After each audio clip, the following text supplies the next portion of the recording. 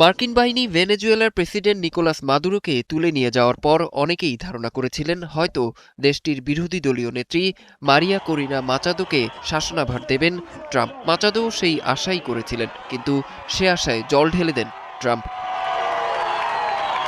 ভেনেজুয়েলার শাসনভার শান্তিতে নোবেলজয়ী মাচাদোকে না দিয়ে ডেলসি রড্রিগেজকে দিতেই বেশি উৎসাহ দেখিয়েছেন মার্কিন প্রেসিডেন্ট। তাই তো অন্তর্বর্তী প্রেসিডেন্ট হিসেবে শপথ নিতে পেরেছেন রড্রিগেজ, কিন্তু এতে মাথায় আকাশ ভেঙে পড়ার অবস্থা মাচাদোর।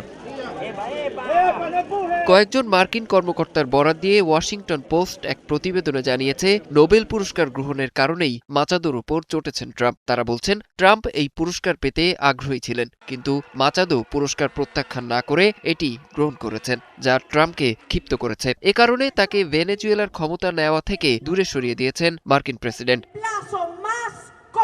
তবে ট্রাম্প এ দাবি অস্বীকার করেছেন, কিন্তু মাচাদোর নোবেল জেতাতে যে তিনি অসন্তুষ্ট তা প্রকাশ করেছেন বহুবার। পাশাপাশি নিজেকে নোবেলের জন্য যোগ্য বলে জাহির করেছেন বারবার।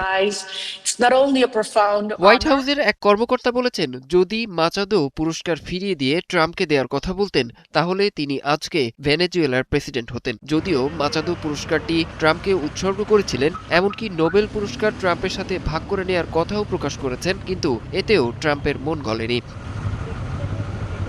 এরপরও হাল ছাড়ছেন না মারিয়া করিনা মাচাদো। নানাভাবে ট্রাম্পের মন জয়ের চেষ্টা করেই যাচ্ছেন।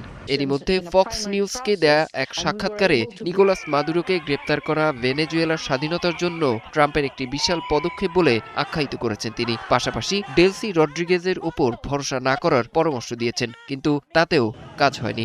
ট্রাম্পের ইশারায় অন্তর্বর্তী প্রেসিডেন্টের দায়িত্ব দেয়া হয়েছে রড্রিগেজকেই। তাই সুযোগ আসলেও মাচাদোর ভেনেজুয়েলা শাসন করার ইচ্ছাটা অধরাই থেকে যাচ্ছে। অরিসুল ইসলাম, ৭১।